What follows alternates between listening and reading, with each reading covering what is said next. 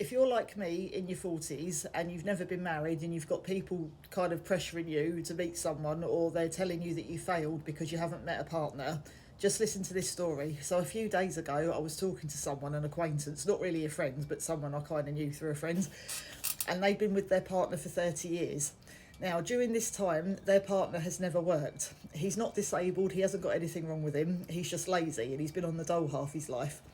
So you think if he was at home all day, he'd help her out. He'd maybe do some housework and cook a meal or keep the house clean. No, no, no, no, no. He doesn't do any of that. He sits, watching TV all day, stuffing his face with snacks, and she has to come home and run the whole house. Now, look, if I was at home all day, if that person was me, I would make sure the house was clean and I would help the person out who was working. But she's working 50 hours a week as a teacher and has to then come home and then run the house because he's too lazy to do anything. Now, yes, you may have a husband. Congratulations, you found someone. But you're also being taken for a total mug. He doesn't want a wife. He wants a slave. He wants a breadwinner. He wants you to be his maid and do everything for him. Is it kind of your fault for putting up with it? Yes, possibly. But he's also equally wrong because he knows he can take advantage of her, and she's put up with it for so long, she probably now thinks it's normal.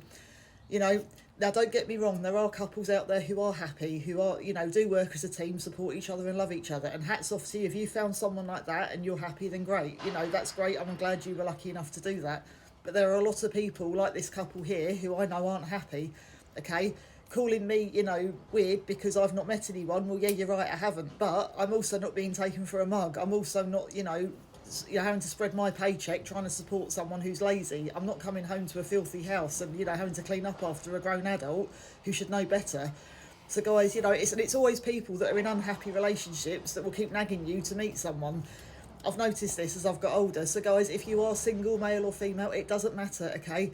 Sometimes a relationship only lasts the length it does because of how much crap you're willing to tolerate. It's not always about love, respect, and because you're right for each other. Sometimes it can be just through fear of being on your own. I've seen that happen many times as well. So guys, if you are single, it's okay. Don't feel bad about it because, one day you might meet someone, but just be the best version of you, work on yourself.